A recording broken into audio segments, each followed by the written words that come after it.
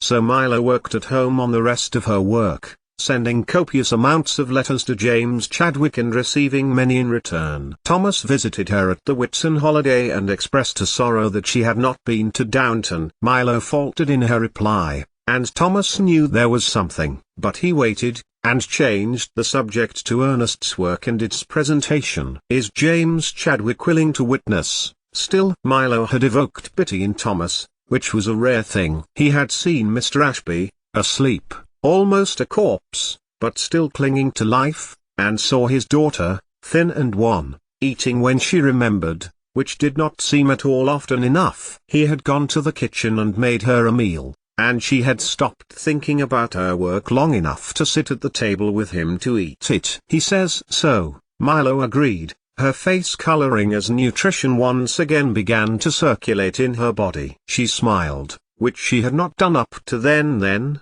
Make a plan. It must be you, Milo, Thomas told her. Only you know what Ernest's work really means. And it will be on record, and you can make sure your brother's reputation is enhanced when people can see in their journals the work he did, and you wrote. And it was then that Milo realized how much she loved Thomas Barrow, not loved like husband and wife, but between two human beings.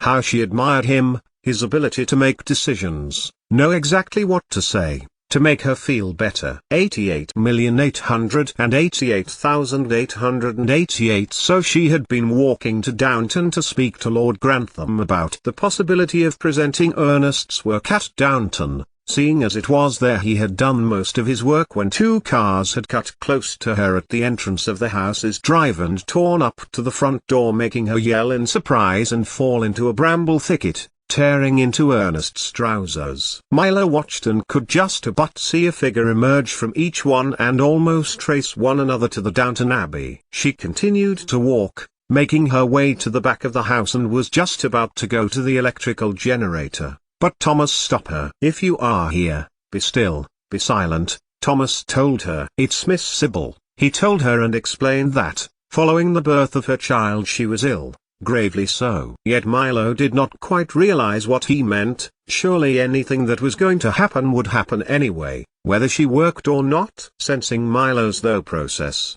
Thomas brought her into the kitchen and instructed Mrs. Batemore to give Milo a job, any job, and the cook handed her a bowl with potatoes in it, and she was instructed to scrape off the skins. 88,888,888, and she waited, and did tasks for the cook, as the situation changed from grave to dear to tragic. Lady Sybil had died, and all were mourning. So Milo decided to go home, asking Mrs. Batemore for some bread which she might give to her father. When she was not working, Milo liked to sit by Harold Ashby, who, between coughs, often told her stories from when she was small, or when Ernest was small, or when her mother was alive. Tom Branson was in the garage of Downton when she passed, and Milo's heart felt sore, for she sensed his great sadness. But a hand gripped her shoulder in her attempt to approach him. It was Thomas, and he pulled her back, and led her firmly by the arm towards Downton's drive. "How old are you?"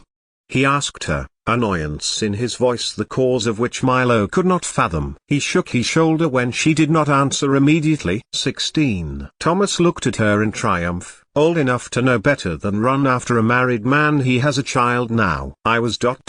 not. Milo protested, entirely confused. All she had been intending to do was to say she was sorry for his loss, and that did he know they were related. Why should my age make a difference? You really don't know? Thomas narrowed his eyes. You are grown, now. Oh, that, thought Milo. She had no intention of anything like that. She never felt anything like that, nor ever would, she supposed. But you and I are friends, and I am grown. I have spent time in Manchester with men. That's different. You were chaperoned then? Sometimes, Milo thought. But she never felt any danger for herself being there. James, Professor Rutherford, all the men working on the atomic research, all of them with the same focus as she had, with no other interest at all. But, you and James, Jimmy, and Ernest, what do you know about it? Thomas's eyes were suddenly cold, and he pushed Milo away from him, and he turned and paced away from her, suddenly turning. Go home, Milo, don't come back to Downton.